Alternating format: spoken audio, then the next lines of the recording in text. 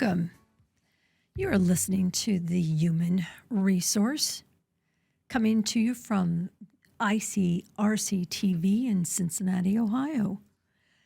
Today's topic is one of my absolute favorites. If you've been listening to the show or watching the show for the last few years, you have heard my enthusiasm when the topic of the National Labor Relations Board comes up. And, you know, what's funny is I went back over a number of our shows that we've done here just in the past year even, and I realized, oh my gosh, we've never talked in any detail about the NLRB. And that's almost a crime in itself. I just can't believe that I haven't given that topic any real time. A couple of the attorneys that I work with, Carl Ulrich, one in particular, dear old friend, we started together on these shows back in 2015, and he's my union guy. So he's the one who basically has given me as much education as anybody on this topic. And I'm going to have him on the show here in short order to talk about what's going on right now with unions under the Biden administration. But until I can have him in the studio, I want to talk about just what why it's so important for everyone, whether your company is union or non-union. Why is it important for you to know about the NLRB? Well, let's start with the NLRA, the National Labor Relations Act, Section 7. Now, the National Labor Relations Act says it is unlawful for an employer to interfere with, restrain, or coerce employees in the exercise of their rights. Example, employers may not respond to a union organizing drive by threatening, interrogating, or spying on pro-union employees or by promising benefits if they forget or walk away about a union. Now, you can see there that the NLRA is actually in place to protect the existing unions that we have, but also keep that door open for individuals who might want to unionize, who might think about unionizing. And here we are at the fourth quarter of 2023, and unions have never been stronger in the last few decades. It's just amazing how much activity we are hearing about unions. And not just the big ones. So what I want to do today is really dive into Section 7. Because Section 7 is what people don't seem to understand. Section 7 guarantees employees the right to self-organization, to form, join, or assist labor organizations, to bargain collectively through representatives of their own choosing, and to engage in other concerted activities for the purpose of collective bargaining or other mutual aid or protection, as well as the right to refrain from any such activities. It's unlawful under Section 7 for an employer to interfere with, restrain, or coerce employees in the exercise of their rights.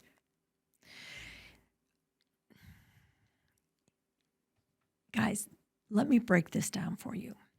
I'm working on 7 different handbooks right now for a number of clients. And one of the things that I absolutely insist in every handbook is the clause that the employer will not interfere with Section 7 of the NLRA. And they will not prohibit employees from doing 3 things. And here we go. Section 7 protects employees when they want to converse, compare, discuss, or even be disgruntled about their compensation. And what do I find in handbooks? I find handbooks that say compensation is confidential information. Compensation is not to be discussed. And bonuses, specifically bonuses, are not to be discussed. And that's not permitted under Section 7. And notice what I just did there. I gave you two different policies. A policy, check your confidentiality policy, and check any policy you have in regards to performance evaluations, pay increases, anything having to do with pay at all. If you've got clauses in there that say your employees cannot discuss compensation in any way, shape, or form, that is not permitted under Section 7 of the NLRA. It's a hard pill to swallow. I get it. I hear it all the time. But guys, the rules have changed. And again, there's no requirement for the size of your company. There is no requirement that you be unionized. This is for all companies. Let's go over the next one. Under Section 7, employees are permitted to talk about work conditions openly. Now, perfect example of that is if an employee wants to complain or get upset over a safety issue, if they want to complain or get upset because they're being forced to drive in during inclement weather, if they're upset that a client site has a pothole in the parking lot, or a client site, I remember very distinctly an employee got very upset because the floor at the client was very slick. The substance that the manufacturer used settled on the concrete floor, and it was very slick. And he complained about it. And he was totally permitted to do that. But in doing that, he also pulled in other employees and made sure everybody knew about it. They're permitted to do that, guys. Please, again, check your policies. Make sure that there's nothing in there that says that they cannot talk about a client site or they cannot discuss a work condition. And then the one that is most violated is terms of employment. Section 7 protects employees as they wish to talk, compare, discuss terms of employment. And what are we talking about? We're talking about how much PTO they got, how soon they're going to get a bonus, if the employer is going to pay for some of their COBRA before they start or after they start, anything that has to do with that employment agreement. And most of that will probably be documented in an offer letter anyways. But employees are actually permitted to compare that. They're permitted to compare what one person's getting versus another. And yes, there's going to be some disgruntlement. It was interesting. I was talking to a new HR person the other day, and I said, look, yes, I know you're upset because they just hired somebody off the street from one of your competitors, and now they're paying them twice as much as the person you have in the department that's been here for 10 years. I hear you. I do hear you. And no, it doesn't quite seem fair, but are those two individuals allowed to talk? Absolutely. And the employer needs to be aware of that. Look, you make those kind of decisions, there's a really good chance the employees are going to find out about it, whether you want them to or not. You cannot tell that new hire, oh, and by the way, this is our secret. Yeah, I just paid you double than the guy that's going to train you, but you can't tell him that because Section 7 says he can.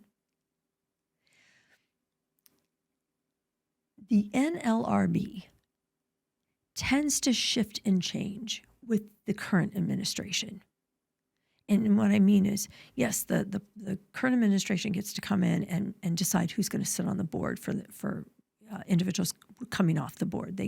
We see that all the time, that it shifts and changes, and I mean shifts and changes in their opinions, shifts and changes in their approach to employment decisions and approaches on this. We've seen the general counsel for the National Labor Relations Board go after severance agreements.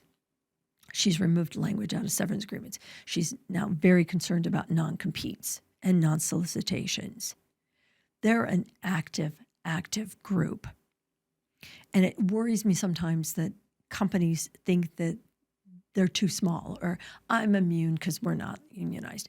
Well, let me take that cloak you have on and take it off, because every company needs to be aware of the National Labor Relations Board. And now you know that the National Labor Relations Act, Section 7, needs to be in your handbook. And you need to be coaching your team to not get upset if an individual is talking about compensation. They're permitted to talk about work conditions, even if it's not in a favorable light. Terms of employment can get us into trouble if we're not prepared to speak to it once the employees find out that there's a bit of a discrepancy. And the part I almost forgot to tell you, but I'm not going to. I'm going to remind you. This stuff can be posted on social media, and there's not a thing you can do about it as the employer. Think about that one.